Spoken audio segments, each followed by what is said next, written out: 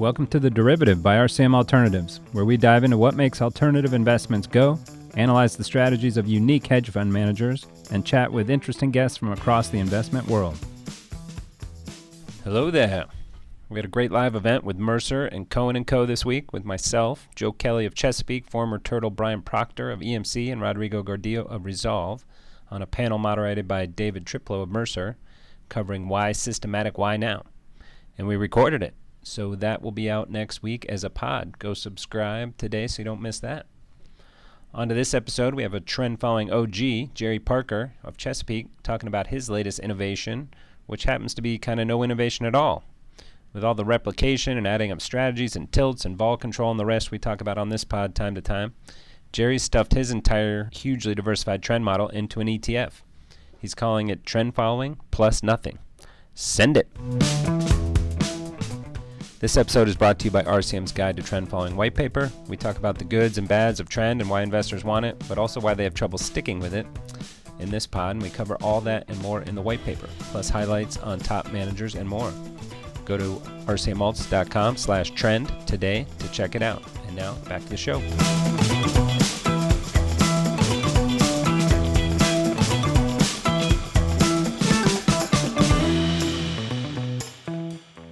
All right, everyone. We are here with the one and only Jerry Parker. Jerry, how are you? I'm doing well. I was going to say, I don't think I've seen this room. Where are you? I am in Long Island, New York, on the beach in a very peaceful, quiet place. It's been a hectic week. A lot of work. We've been doing a lot of work to get this ETF up and running. So, but it's been a good atmosphere. It's good to be here, relaxed with my 5 dogs and wife. We have been enjoying our time. Nice. Out Did you here. bring the bird? Oh, no bird. I know. I should have. She is going to be so mad when I get back to Florida because she does not like to be left alone. She's more demanding than and all these dogs are girls. So she's the most demanding woman in my life, female in my life. She does not look kindly upon me leaving her behind. And what kind of bird is it again? It's a cockatiel, rescue cockatiel that we flew on my wife's head one day when she was out walking the dogs. She brought the dog inside. I mean, the bird inside, and I was like, I don't like birds. You know, they're gross. Get this bird out of here. Yeah. So she immediately ordered a cage off Amazon, so we know exactly the gotcha date. And I fell in love with the bird within a matter of days or weeks. And yeah, they're really calming influences. How long do they live? Like some of these parrots live 100 years or something, right? No, I think 20, something like that, 20. So yeah, but yeah. We'll miss the bird. And I didn't know you have Long Island roots, or what made you go up there? No, just nice part of the world. Yeah, nice to get to be in a kind of a cool spot during the summer versus Florida. And people made fun of me for vacationing in Myrtle Beach and not spreading my wings. I love New York, the city, the Hamptons. It's all kind of fun, something different. My children, some of my children have lived up here, and one of them still is in Brooklyn. And yeah, it's a really good family spot. Yeah, my daughter had a softball tournament in Panama City Beach last week. Very hot, very sticky down there. And I didn't know until then. I grew up in Florida, Vero Beach. Didn't know that Panama City is Central Time Zone. I would have bet my life that the entirety of Florida is Eastern Time Zone. That is a good trivia question. I'm going to have to use that. Yeah. Tallahassee, west of Tallahassee, is basically Central Time Zone. Who knew? Basically everything under Alabama.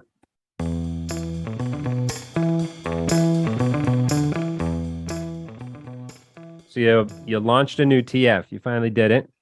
Tell us about the ETF. Tell us about the journey, and we'll go from there. Okay, the journey. So there's many elements to the ETF. It's the wrapper itself. There's a story behind the wrapper.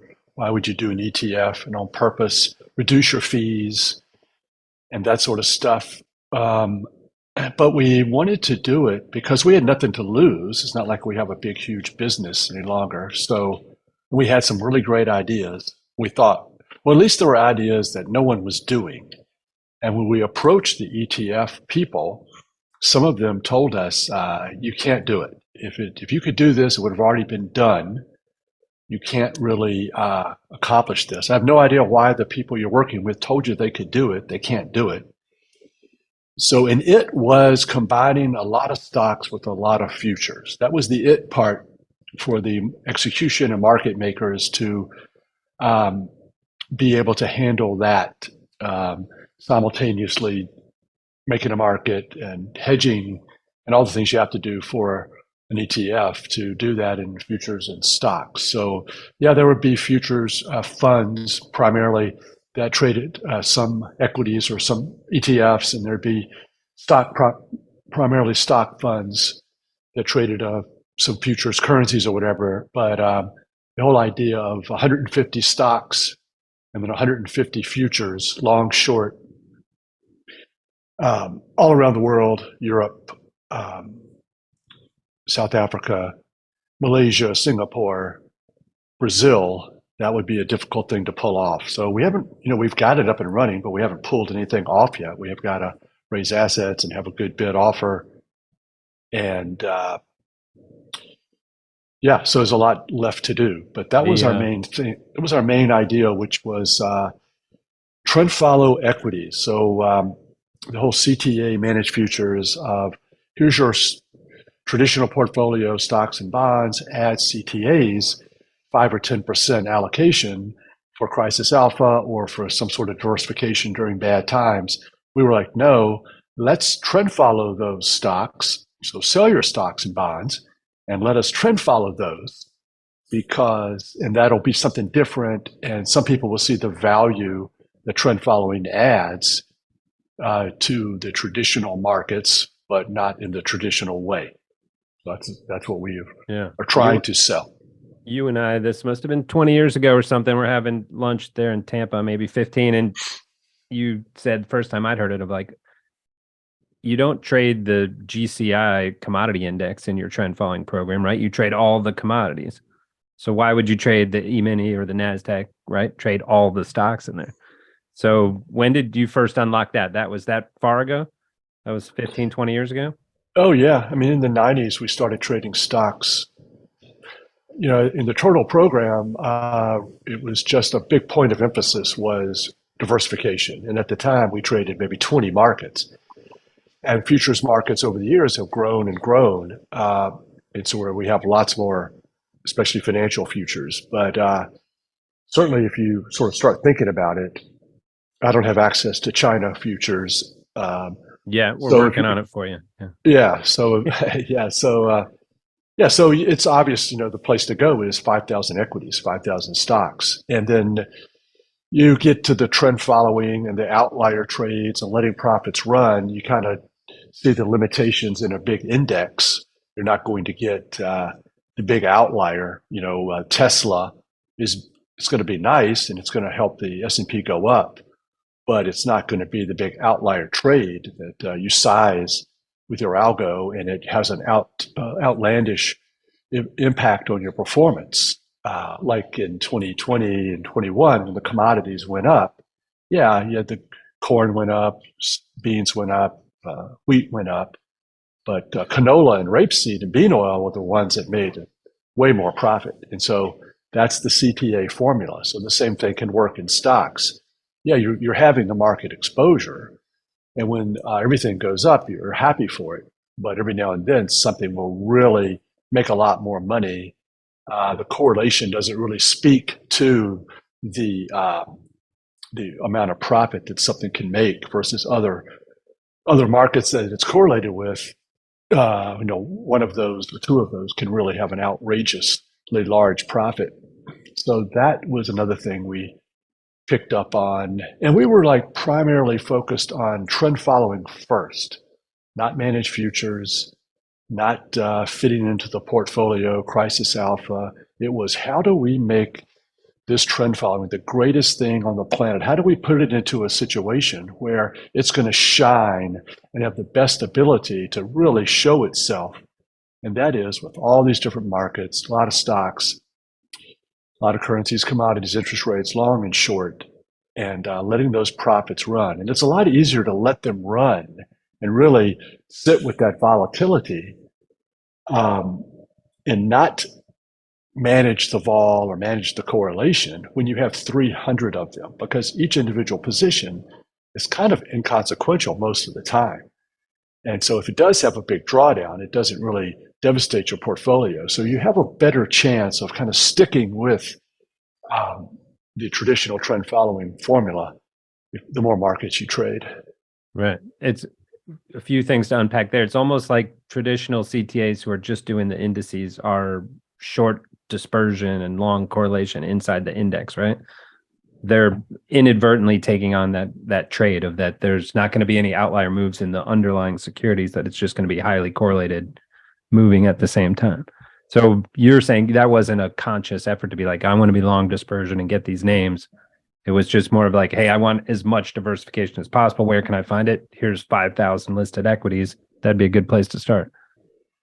That's right. And of course, a part of that too is the short part. You want to have some decent shorts as well. I would say that a lot of times, including now, the stock trade is long. It's all the indices are pretty heavily correlated and they're going up. Probably hard to have a short index position now, but you can definitely find short positions in the stocks. And it's multiple different trends going on in different companies and industries and company sizes. I enjoyed making a lot of money in short interest rates last couple of years, and then long the dollar. But we kind of, as risk managers, always kind of prefer to make the money and have some diversification. And that was so now it's a little bit safer and a little bit more able to sleep better at night if knowing that I have a lot of stocks long and I have quite a few short as well from a management point of view. But if we get into a big bull market, I'll accept that as well. We've seen those, and we've seen those drawdowns after it ends as well. So a little bit of mixing up, unpacking the indexes, unpacking the stock market, and trying to treat it like we would treat commodities and currencies. Very happy to be long and short at the same time. And how do you protect against becoming just like a long short equity hedge fund? Right. Of like those return profiles haven't been too sexy over the last 6 years. I know that's more factor based and they're doing different things to get into those long shorts, but it seems on the far end of some theoretical thing that you would kind of converge on their portfolios. Right. If they're using trend following and they're long the ones that are going up and short the ones that are going down, I I could have some similarities with those. But I do think that if you start analyzing the stock market and get away from the indices and what drives the indices, the large companies, and you really dig down deep and create a portfolio that's primarily based on liquidity and diversification, it's shocking to see how on a daily basis you may have everything up and everything down based upon big days in the S&P, but over a certain period of time, you're going to see a lot of different chart patterns as you would see in all the other markets, and you overlay the trend following, it creates more diversification. You're not always going to be long. So, yeah, I don't think it's, I'm really happy though to maximize, and you don't just trade half your portfolio in stocks because it's stocks. You allocate and weight the stocks based upon what they deserve. Is it real diversification? Do they deserve this? If there was 5,000 commodities, we would probably have around 50% in the commodities because they would Yeah. deserve it. So that's our idea. So And we, deserve, you mean both are they trending and then what's the volatility? How am I going to size it? no, it's basically, are they diversified enough? Yeah. Is it, are you having decent diversification? So there's like 6 or 7 energy contracts. They don't deserve half your portfolio. There's like 50, 60 currencies. Maybe give them 25%. Those 5,000 stocks, go out there and find some that are liquid that give you some decent diversification. And I think for us, there's more diversification in our stock portfolio than there is in the currencies and interest rates and commodities because there's just so many more of them. All of these sectors, they all suffer from the same thing, which is they're all down on the day, they're all up on the day, or for the week, or for the month. Yes, that's true. And then at some point in time, they go back to doing their own thing, and the benefits of this diversification, you start to see them. You can see this in the stocks as well. But it's strictly a function of there's just so many, and they don't always look the same and act the same. Even when they act the same during COVID, everything went down.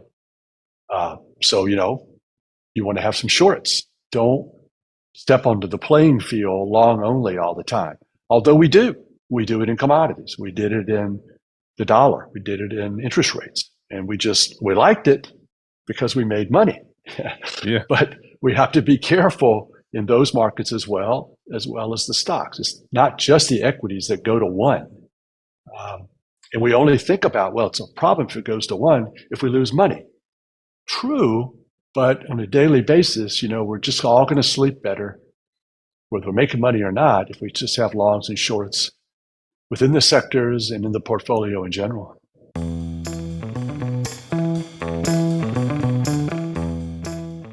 Talk a little bit about, it seems the rest of the world is going the opposite direction, right? They're doing replication. They're doing, okay, I'm going to replicate trend following with these 12 markets. And you've had Andrew Beer on the Top Traders podcast, I think, talking with him. So, and there's more though. Some other people are doing some replication stuff, but compare and contrast those, right? Of like, you're saying I want to expand and trade as many markets as physically possible. Almost, is there a limit to it? How much you'll do, versus that other construct, which is, hey, I think we can replicate what you're doing with only this small subset of markets. That's a really good topic. I mean, I have a lot of strong thoughts. Well, let's see, where do I even start? I do love Andrew, and Yeah. I have two positions. One is our new ETF, and one is Andrew's. And it's really funny how they're so different. Andrew has 14 positions. He's got a big ETF, 700 million, easy to replicate. I mean, easy to make a market. It's only 14. All of them are very liquid, US. And he always has a position in each one of the markets, and it doesn't change very often. He's replicating the SocGen 20 CTAs. Now, in my opinion, ruffle some feathers here, they've made it too easy for him to replicate. That's the problem, and they need to do something about it. Don't complain. The CTAs have made it too easy. Yeah, it's easy. It's easy for him. Like, I have the opposite approach. Let's maximize trend following, let profits run. Don't vol manage, correlation manage, 300 markets. Who knows where the hell my profits are going to come from? Sometimes it's sunflower seeds, sometimes it's Tesla. Well, as long as Andrew's trading 300 markets, because I'm going to let them run. The SocGen CTAs, they're not going to. They're going to vol manage, correlation manage, try to smooth things out. If the yen gets going crazy on the downside, or the pound, we'll scale it back, make it look like the euro and the Swiss. So Andrew can get away with trading only the euro and the yen, because if any of the currencies get out of control, i.e. making lots of money, lots of volatility, it's going to be scaled back. And so it's really not a big, huge opportunity cost for him to limit his currencies to 2 or 3. Whereas with me, I'm not going to do that. I'm going to let the profits run. And you're going to have to trade all of those currencies if you want to replicate me and get my similar performance. So the simplest way of trading, cut your losses short, let profits run, one entry, one exit, and a stop loss. But you're trading lots of markets, very difficult to replicate. The most sophisticated way of trading, with a lot of moving parts, a lot of science and management and vol and correlation and different bells and whistles, easy to replicate. Plus you put it into 20 different managers, you just come up with the net position, and there's no really crazy outlier there, because it's going to be scaled back. then it makes it easier for him to replicate. So That's a I great, I do, love that thought. Like the simple model, hard to replicate. The hard model, easy to replicate, which makes no sense. But as you're telling it, makes perfect sense. Yeah. right. So I do think that the SocGen 20 might defend themselves, not give daily performance, try to do something. So maybe he has some issues there. But I do think the greatest thing about Andrew's product is that there was no way for people to invest, for medium to low net worth people, retail investors, to invest and get that SocGen 20, the top minds Yeah. of the industry, except through Andrew. So that's really and then I know Corey's coming out, and maybe it's already out with his, and that's going to be a great thing too. And he's Yeah. all about growing the pie, and so am I. And so Um, we need, and are you part of the SocGen 20? no, Because not that part of would the make it SocGen even more fun, right? 20. Boy, Yeah. I would not only not get invited to the parties, but I would be yeah. But so you mentioned in there somewhere the market maker, an ETF, right? There's a market maker. He needs to make a spread. So I'm Mhm. sure you went through 20 whose head exploded of like, what? You have 300 markets? No thanks.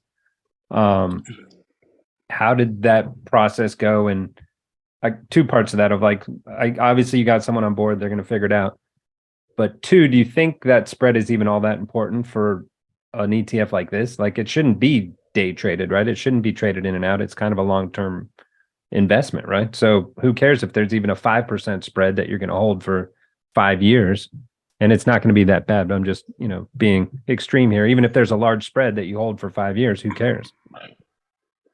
Yeah, I don't think it. Yeah, I kind of agree, but I don't. It works like that for me, of course, but I don't think Yeah, yeah. that's what Right. they. The investing public doesn't see it that way, but Yeah, I think we're going to it kind change of their minds right here. Yeah.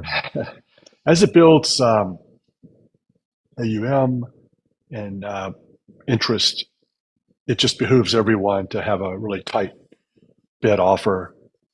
So I think that that's the goal. One of the great things too is that one of the problem is, it is so many markets, and some of them will be closed during ETF trading times. And one thing that helps it is there's so many markets because maybe some of these markets are irrelevant. Usually, they kind of the 20 least liquid or the 20 that are not open all the time during U.S. hours. They're probably the net impact on the fund is negligible. So hopefully it'll work out. We can certainly get to a situation where all of our ETF partners have said, "Oh, sorry, this is not working out," and we'd say, "Well, we gave it a good shot." We're like, "Oh, wish you'd have told us this a long time ago." But we certainly coming in under the assumption that we have a great idea, it can be done. I would get in meetings and say, "Is it too many markets?" They'd say, "No." Can I get rid of the 10% that are the least liquid? No. Do you need to get rid of South Africa and Brazil? No. I'm like, okay, you're the experts. Let's go. So it's we're trying to do something really crazy and see, does it matter if you trade a lot of markets? And does it matter? Oh, these are the two big questions. The big debates on Top Traders Unplugged. Do you need to trade 300, 400 markets? Florent Court does it, and others do it, and they've had tremendous success. But I think people are sort of skeptical. And then can sort of the classic trend following, does it really matter? And so to let the profits run and accept all of that volatility and potential give back and not smoothing things out, which is 99% of managed futures. It doesn't seem to really matter too much if you do the smoothing or if you accept the huge volatility. So we need to prove that all of this debating that we've been doing about markets and classic trend or modified trend, if it really makes a difference. And so I think it's going to make a tremendous difference. But I'll have to tell you, I'm on record as saying, if we're not making a difference, if you don't see the results through Fire the me. performance, exactly, I'm gonna say not only fire me, but I'm gonna say I apologize. I was Yeah. wrong, but I'm Right. not wrong. I'm not. But Yeah. pull on that thread a little more because I kind of even struggle with this, and I'm on your camp, thinking the more the better. But one out of 300 markets, right? What is that? 33 bips of exposure or something, 1/3 of 1%. Um, Even if I make 100% on that market, right, I'm only adding 33 bips to the bottom line. So part of me is like, the more of that diversification you have, the less each piece adds to the pie. And that's where the other camp is like, it's not worth it. Just make sure you get the big moves and interest rates and whatnot, and you'll be covered. If you make 400% in cotton, it's not really doing much to the bottom line. That's right. And then if you lose a bunch in Yeah. cotton, or remember that big Swiss franc, Yep. Yeah. then you won't get destroyed either. So it does take a lot. I think one of the rules of thumb is we like to use, is, it's kind of plays out in the back test, is like 5 or 10% of the markets, 5% of the 10% of the trades annually will have a big trend. So whether it's 50 markets or 500 markets, you're going to have this maybe 10% of the trades really being the outliers. So you're like, okay, then why not just do the 50 markets since it's still the 5%? I think, and then another thing too is you can sort of prove that adding every time you add a new market, it's less benefit, right, to where it reaches almost zero. Yeah. I think that idea kind of goes away if you let the profits run. And so, since managed futures doesn't let the profits run, they're correct. If you're going to uh, reduce positions based upon increased vol or increased correlation, then yeah, you're fine with your 50 or 60. But if your 5 or 10% have a potential for way bigger profits and bigger drawdowns and bigger vol and things that clients don't like, all the negative stuff, um, it, then you could see a reason for increasing the number of markets, and then you spread out those outliers more evenly throughout the data. So if you trade 50 markets, maybe you get 20% all of your outliers in one year and like no outliers the next year. So kind of the compounding maybe works out better with the 300, 500 markets because the outliers, number one, you're getting them, and number two, they're spread out over the data more, and you have less of a chance of having them being bunched together and go in a couple of years with not really having outsized performance. So, But have you done the math on how big of an outlier those moves have to be to make it worthwhile? Or the concept is right, just as long as it's infinitely possible, right? It can go as far as possible. yeah. And another thing people say too is one of the big benefits of diversification is the small bet size. Back to the Swiss franc, you're going to have these uh, trend following is trying to push these outliers to the right side where they're all positive. The shorts were short, Yeah. so they get pushed there. But sometimes you are going to wake up with a really, really unfortunate gap. And so it does help us sleep better at night, knowing that with 300 markets, and each one of them traded the same size, um, those gap openings can be less catastrophe. And I'll give a little listeners, if you don't, I'll put it in the show notes, but the Swiss franc depegged back in 17 or something, 2017. We'll find the blog post, but it was like the blog post was cool. It had the volatility of the last 21 years, I think, in one day, right? So it depegged and just took out all sorts of levels that hadn't been seen. So even if you're risking 1%, your 1% became 10%. If you weren't stopped out. But yeah, a huge outlier move. Not most trend were long, right? I think most trend followers were long, and then it got the bottom ripped out. Another thing that happened on that particular day is my friend called me and said, "Are you seeing this Swiss franc?" And I had gone down the list of markets that morning, and I just had the decimal place in the wrong spot. I'm like, "Yeah, what's up with the Swiss franc? No big deal." He goes, "Oh no, it's a big deal." But what's funny about that trade was we had the wrong position on in the Swiss, but we had correct positions on in some of the crosses, like Swiss yen, Euro Swiss, Sterling Swiss, uh, Canada Swiss, Aussie Swiss. So the diversification kind of bailed us out there, is that we didn't have just the Swiss. So it was kind of an interesting situation.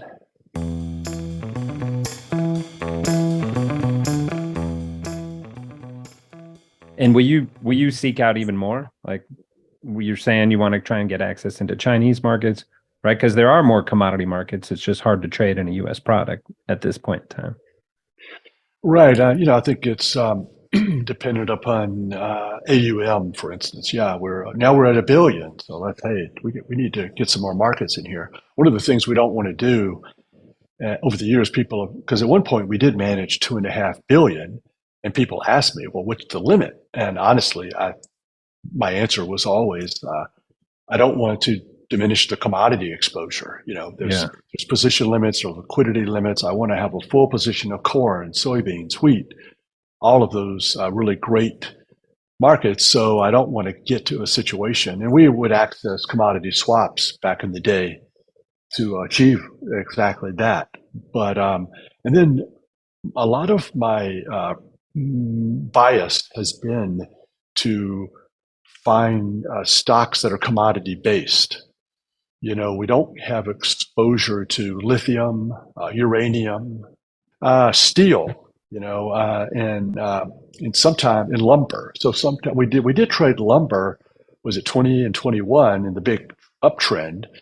And we found that lumber did really well, but some of the lumber companies did even better. And then sometimes the commodity would do much better than the stock. Probably most of the time, the commodity itself will do better than the stock, but not always. And that gives you some more diversification. So our positions are readily available. That's one of the downsides of an ETF. Yeah. Is now I looked up this morning and we have 200 positions on, and so now everybody can see what's in Jerry's head, and you can see a lot of commodity exposure. Like I said, and that's my job basically. It's going out there and researching these companies and trying to get a more of a pure play, finding a market where supply disruption, some sort of commodity price movement is going to have a material impact on a company. And yeah, so I'm still drawn to the commodities. And so I guess in some respects, you may say you can't really count all those 150 stocks as stocks only. They're kind of commodities as well. And what's that look like? So you're not just purely having machine learning look at a universe of stocks and pop out the ones that are non-correlated and should be in the portfolio. You're actually saying, I want exposure to this commodity market, and this company helps give me that exposure. Yeah, like sometimes I'll sit around and I'm at the dinner table and I'm just brainstorming, and I pick up the salt shaker. And I'm like, salt? Oh yeah, salt. So I do this research and I find a couple of salt companies, and so they're on.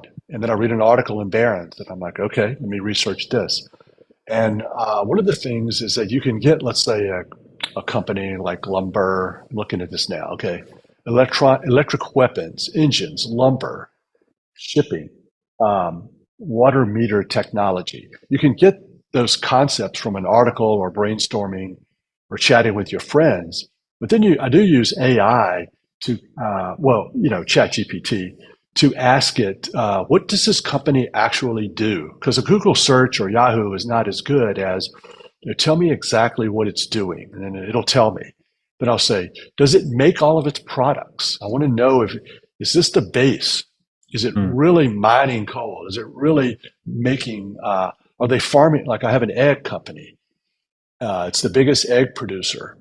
And so I want to trade China eggs. I want you guys to set me up with China eggs, but I also have this company that is the biggest egg producer in the company. But are they really producing them? Are they really raising these chickens? Is it going to be the same thing if they're buying everything from the farmers? And so sometimes you get a hold of something, you think, this is perfect. I really like it. And it says, ChatGPT will say, no, they don't really do anything. They're just a marketing company. So you have to dig a little bit deeper. But it is kind of interesting because, I do feel a little embarrassed sometimes when you're with stock people. You don't want to say too much because CTAs don't know a damn thing about corn and wheat and soybeans. I know nothing. And if it's a future, it's golden. I mean, we're going to trade it. We're not going to ask any questions. Right. It's a new future. You're going to trade it? Of course I'm going to trade it. Why? The CME told me to trade it, and it's liquid, Yeah. and I'm going to put it in my portfolio. And so we're happy with that. But then you start getting a little guilty. You find this amazing stock that you think is commodity related, it's small, a little bit of fundamental shift here and there can really drive the price. It's going to go right to the bottom line. And you're like, what do you know about it? I don't really know too much about it. I mean, it's liquid and it's in this business. Yeah. And I'm sure I should know more things. Even CTAs get kind of corrupted by what they have learned from the stock market. You know, over the years, we've watched Wall Street Week, we've read Barron's, and we just have a separate part of our brain. And part of the challenge for me was don't buy into that. Shut that off. Force, Yeah. shut it off. Force these stocks to be like your futures. You don't know anything about them. You're only looking for liquidity and diversification. You're going to take all the trades and you're going to play for an outlier. And I fight myself like everybody. I consciously catch myself treating them a bit differently than I would all the other markets, just because they don't have the futures name Right. to it. They have more of a narrative, right? Like, oh, this CEO did this, and he was out and did this press release, and here's what's happening. But yeah, at the end of the day, for you, it's just a price. It's a return stream, right? It's a return stream. Yeah. So.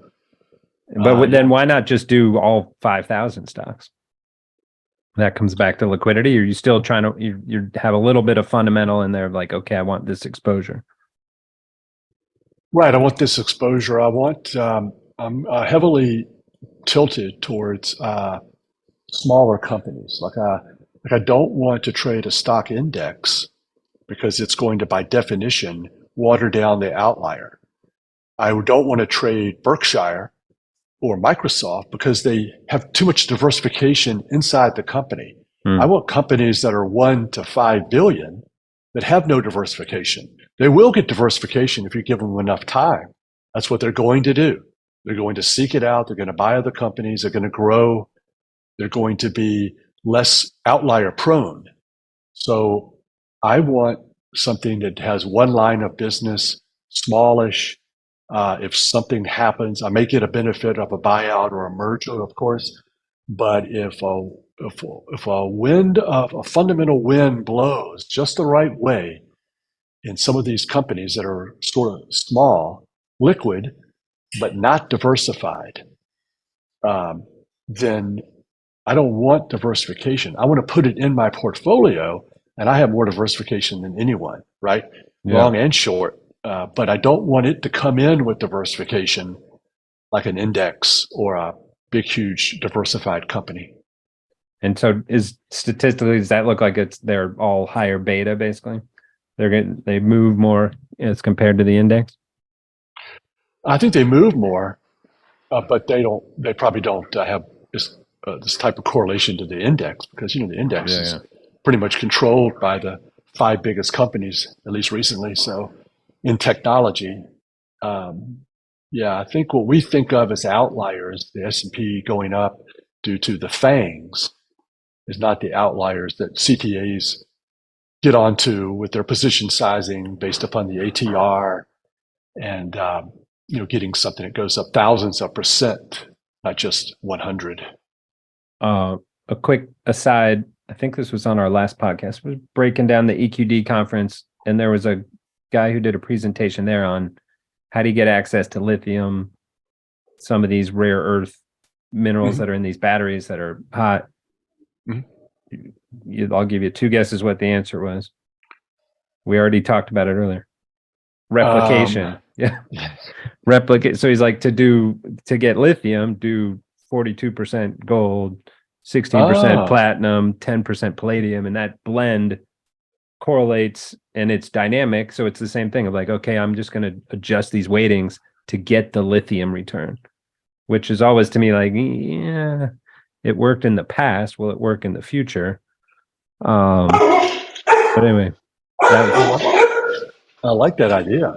That's right? very good. Yeah, I think that's great. There's actually a but you would kind of be doing it anyway, right? So you're going to already have those markets, maybe not in those exact weightings, but you're kind of getting that anyway. Mm-hmm. Yeah, I'm kind of getting it based upon each individual market. There is a uranium trust that actually holds uranium, and I Yeah, am I own a long. lot of it. Yeah. Yeah, I am long that. But I wouldn't discount, the diversification benefits of something that's kind of commodity related, but it's built inside of a company and something else is going on. Like Jerry, it had nothing to do with all the things you've mentioned. All it had to do with was a new CEO and the Yeah, market just exactly. skyrocketed. It's Elon, you know. Right. Yeah. So Which I you don't would, care, right? Like, okay, price well, went up. We'll one capture of it. the things I don't want to do is I don't want to live through another period of a lost decade. I want to put myself in a situation where I'm trading individual equities that are going to have outlier trades, that are going to have outlier trades like the rest of my portfolio. And we've already seen that stocks are great trenders. In fact, we bemoan the opposite, that people think that they're the best trenders, that stocks are superior to our other currencies, commodities, and interest rates. Right. And so this way, um, I'm all for giving more diversification and trend following equities and giving some protection around that they don't get from buy and hold, but also selfishly, um, where CTAs in general are going to always be at risk if they don't have a reasonable material allocation to equities that they can really profit from. Because at the same time we had a lost decade, the stock market did not. And so that part of the portfolio and how you handle it probably needs to be looked at, because if we had we've had some really good moves in interest rates in the dollar, and we did really well. So we need to make sure that that other part of our portfolio, the stocks, does well too.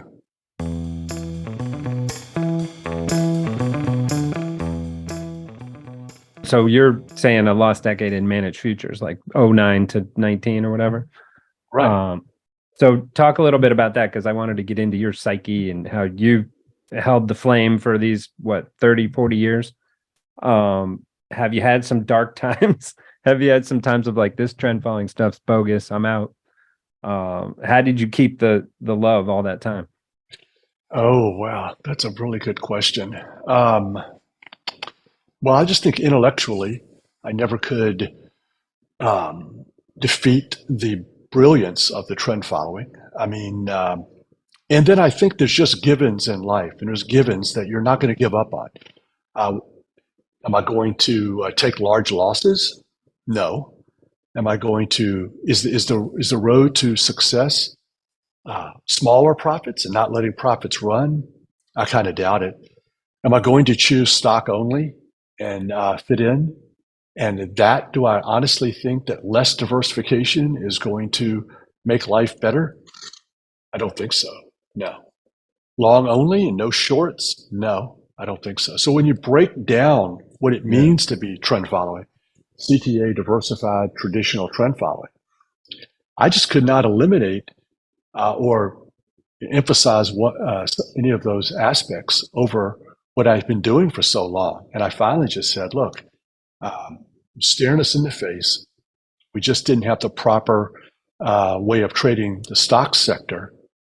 And I think we put ourselves in a situation like, if we only traded commodities, should we expect a lost decade? Absolutely. If we Yeah. don't trade commodities, should we expect really a bad period? Yeah. And it's just, you can't take these things out of the portfolio regardless of recent performance. And so I think in the stocks, it's the same thing. You need to allocate to stocks using the CTA approach. I allocate based on what it deserves, and it deserves its part in the portfolio based upon the diversification it's going to give me. Um, and that's not what the industry is doing. And so that's why we have a little first mover advantage here. And we were in a unique situation to where, if you remember that book, The Innovator's Dilemma, Yeah. where the large companies could have had a hard time moving because it would hurt their current business. And so we had nothing to lose.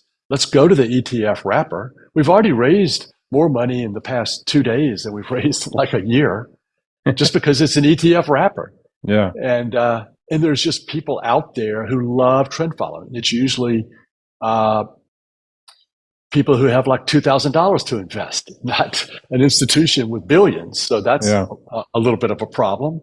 But there are people out there who love trend following. I think it's the greatest thing in the world.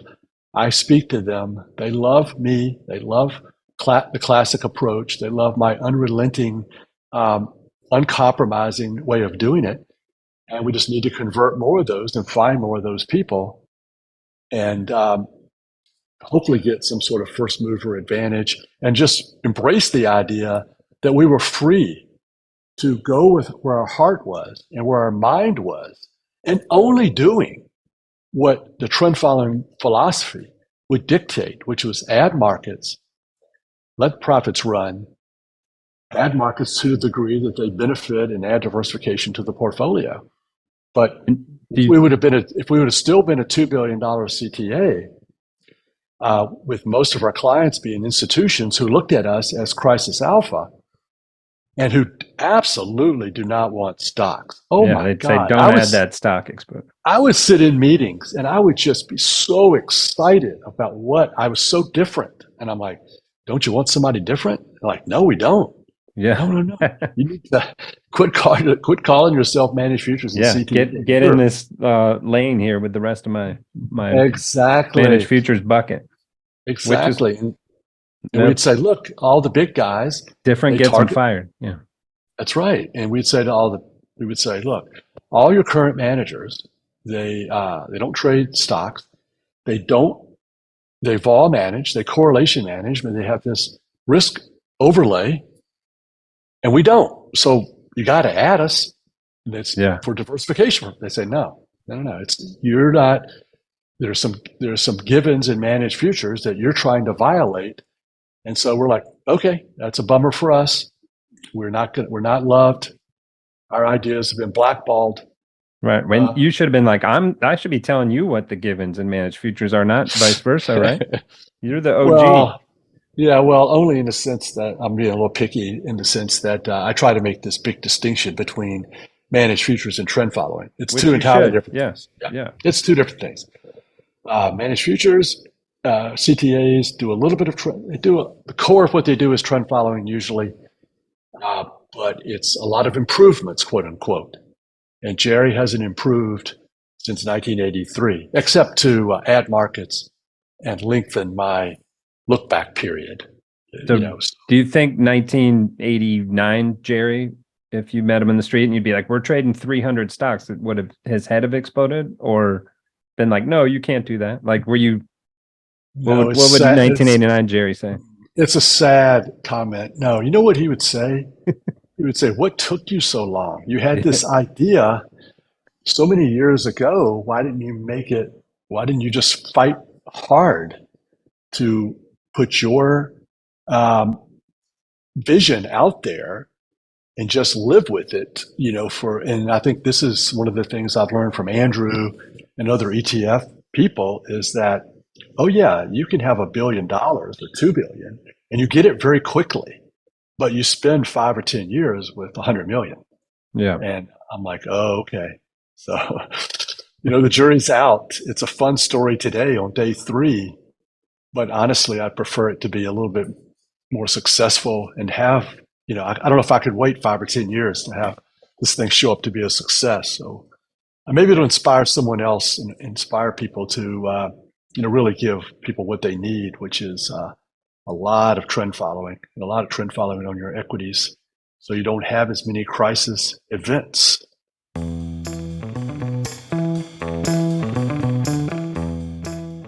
Not to be a downer here, but what's that like? Because there's very few people who are back on camera that would say you had managed $2.5 billion down to next to nothing in the managed account business.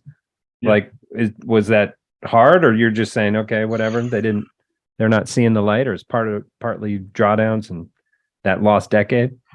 Like how that was the psyche too. So you both had the personal, right? You've always invested almost 100% of your money in trend following, right? Right. And then you're trying to tell the clients changed gear, but you stayed personally there on the business side.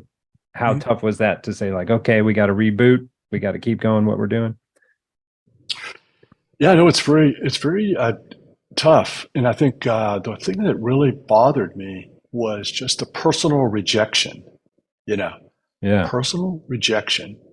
I went from uh, being like I think it was Chesapeake and John Henry were the top two, or in the I think we were in the top five at least as far as the old days of managed futures with Merrill, Smith Barney, Prudential, Dean Witter, public funds. Nothing to kind of be too proud about the early years of managed futures.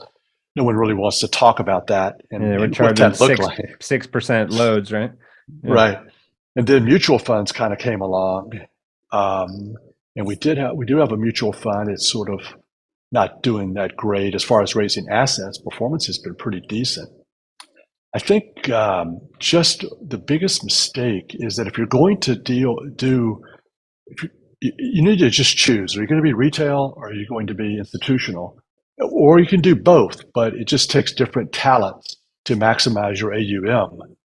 And I think we just didn't realize that how difficult it is to come across as just a good old fashioned CTA trend follower when you're talking to institutions. It needs to come across a lot more sophisticated, Yeah. maybe even be a lot more sophisticated. And I think a lot of the CTAs, they would probably say, look, Jerry, we understand what you're saying, dude. You're not smarter than we are. We get it. We're It's just just playing the that, game better. Yeah. yes, yes, and so my bad for not being a better game player. But if playing the game is like sacrificing a lot of the stuff you said of like, I got to vol control, I got to correlate control, right? If there's Mhm. things you didn't want to do, so, right, would you kind of sell your soul of like, okay, I'm going to go to 10 billion by selling my soul and doing these things I don't think should be done in the portfolio? True, that's true. There was one person on Top Traders Unplugged. Niels had a fantastic series of interviewing all the SocGen CTAs in the index, and one of them, I can't remember who it was, but he probably shouldn't remember it anyways. But he said like all I woke up every day wanting to be was the best trend follower possible. I said that so many times. Let's just make our calling card the best trend follower possible. It got me nowhere. Now, he Yeah. went on to raise billions of dollars and still has billions, this guy. But then he proceeded to describe his trend following, and it was vol management, correlation Yeah. management, You're profit like, you're objectives. not the best trend follower possible. Yeah. No, he just redefined it. Yeah. Yeah. They redefined it. They're like, I don't know where you're coming up with this, trying to make this stupid distinction between trend following and managed futures, but you can do whatever you want to do. But we are both. Managed futures is trend following, and trend following is managed futures. And your problem is that you just haven't updated your algos because now trend following is much more improved with the vol management and correlation management. And I would go with that if I thought the data supported that. Yeah. I would do it in a heartbeat. I've been on podcasts before. I've literally been on podcasts and Twitter spaces where people in the industry have shown up and challenged me on something I was saying. And I literally got off the phone and changed my system that day. I said, they got me. Because they reminded me of something I learned many years ago and called me out on it. And I'm like, I have no defense. And I'm so interested in being successful at this that I will change immediately. Hmm. And boy, if I thought in any way possible, cutting your profits short and not trading stocks was the way to do things, yeah, no one would even have to convince me. But I'm pretty Well, it's a sure that different goal line, right? They're trying to be like, I want to deliver a 12% return with a 10% vol.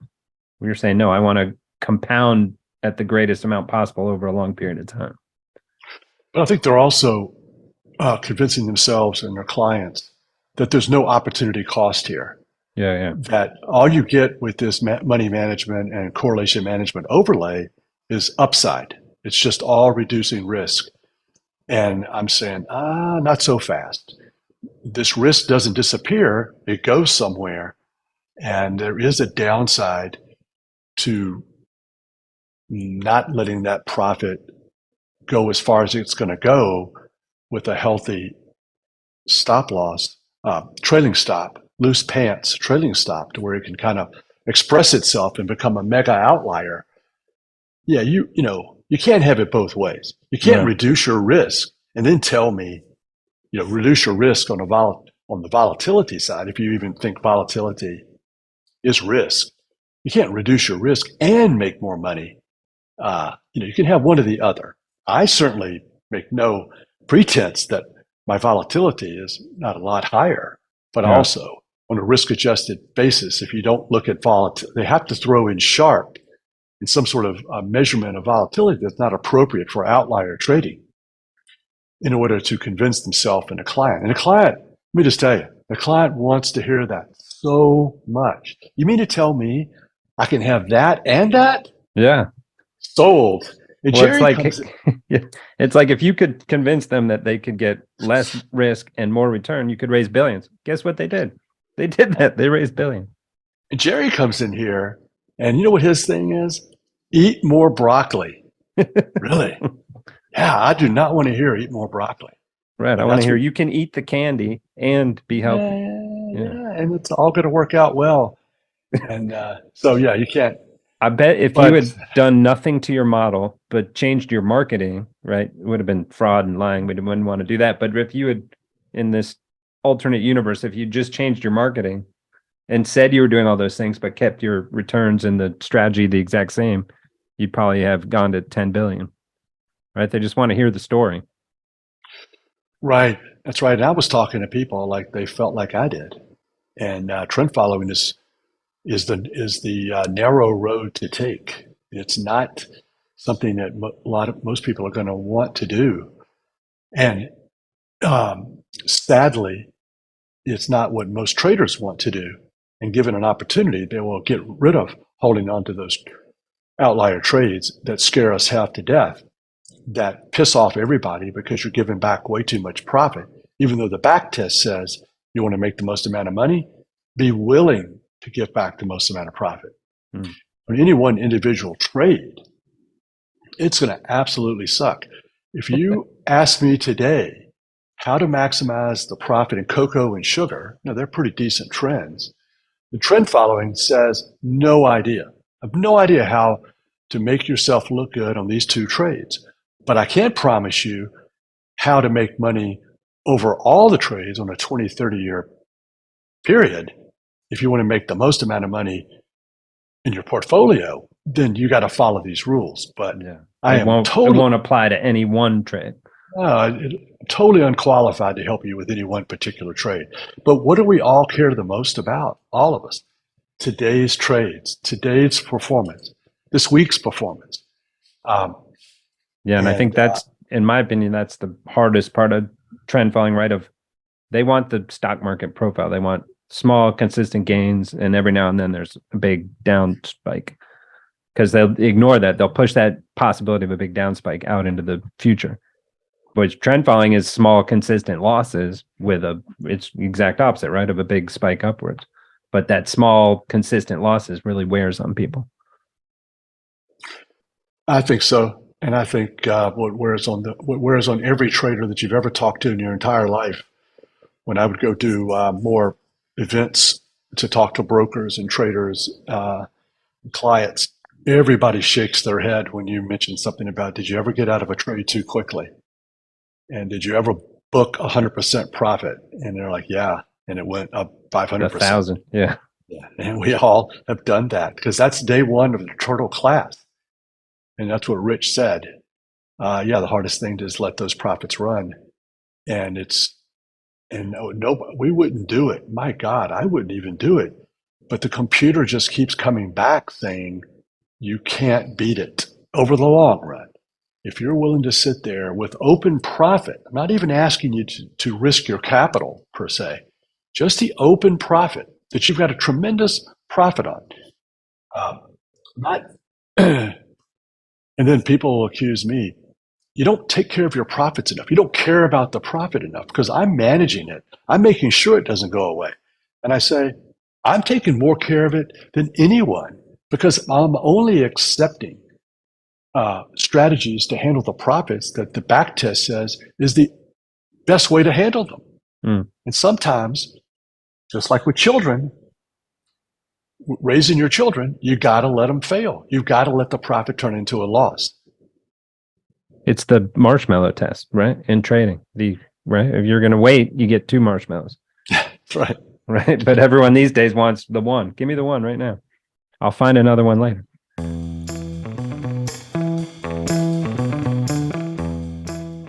What's the symbol? The symbol, outrageous symbol, TFPN, which stands for trend following plus nothing. Yeah, can you believe that That's for real what it said? They let me go with that. Yeah. So I was a little jealous because Simplify, I think, has CTA. Yeah. That's a great one. Somebody has TRND, trend. But yeah, that's my calling card recently. Trend following plus nothing. Trend following alone. That's another one. However, we trend follow everything. So I need to apply for the trademark for that as well. Trend following everything, but trend following alone and trend following plus nothing. So yeah. And were you tempted to do a turtle like TRTL? No. Or JPark, JPRK?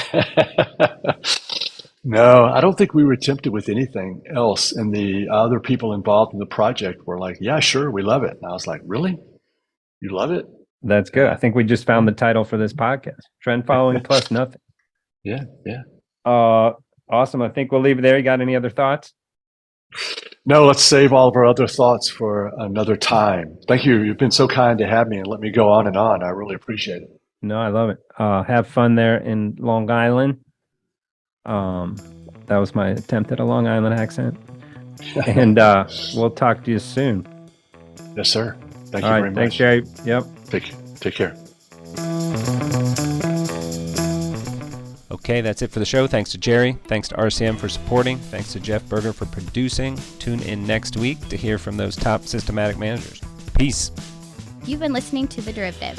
Links from this episode will be in the episode description of this channel. Follow us on Twitter at RCMAlts and visit our website to read our blog or subscribe to our newsletter at rcmalts.com. If you liked our show, introduce a friend and show them how to subscribe. And be sure to leave comments. We'd love to hear from you.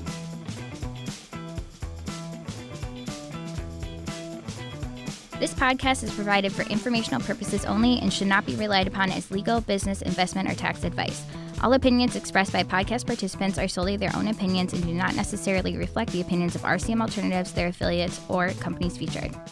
Due to industry regulations, participants on this podcast are instructed not to make specific trade recommendations nor reference past or potential profits, and listeners are reminded that managed futures, commodity trading, and other alternative investments are complex and carry a risk of substantial losses. As such, they are not suitable for all investors.